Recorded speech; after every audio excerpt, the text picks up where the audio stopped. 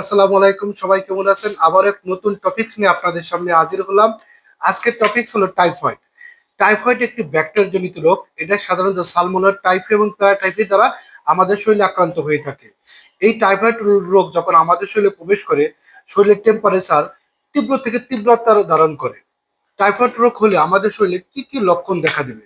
Typhoid হলে আমাদের শরীরে যেসব লক্ষণ দেখা দেবে তার মধ্যে জ্বরের মানে আমাদের শরীরে যখন জ্বর আসবে তার টেম্পারেচার তীব্র থেকে তীব্র আকার ধারণ করবে এবং সেটা ১০৩ ডিগ্রি থেকে ৪ ডিগ্রি ফ্যারেনহাইট হয়ে যাবে।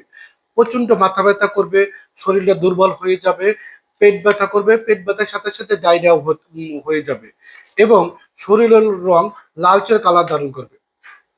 টাইফয়েড ফিভার হলে ডাক্তারের কাছে কি কি পরামর্শ আমরা পেতে পারি? টাইফয়েড হলে ডাক্তারের কাছে আমরা প্রথমত পরামর্শ দেয়, ডাক্তার কিছু অ্যান্টিবায়োটিক দিয়ে থাকে এবং অ্যান্টিবায়োটিক কোর্সটা ১০ থেকে ১৪ দিনের দিয়ে থাকে মূলত, বাট ৫ দিন খেলেই ওই জ্বরটা কমে যায়। টাইফয়েড রোগের লক্ষণ আমাদের শরীরে যখন প্রবেশ করে ৬ থেকে ৩০ দিনের মধ্যে এই লক্ষণটা আমাদের শরীরে দেখা দিয়ে থাকে। টাইফয়েড রোগ হলে আমরা কি কি খাবার খাবো?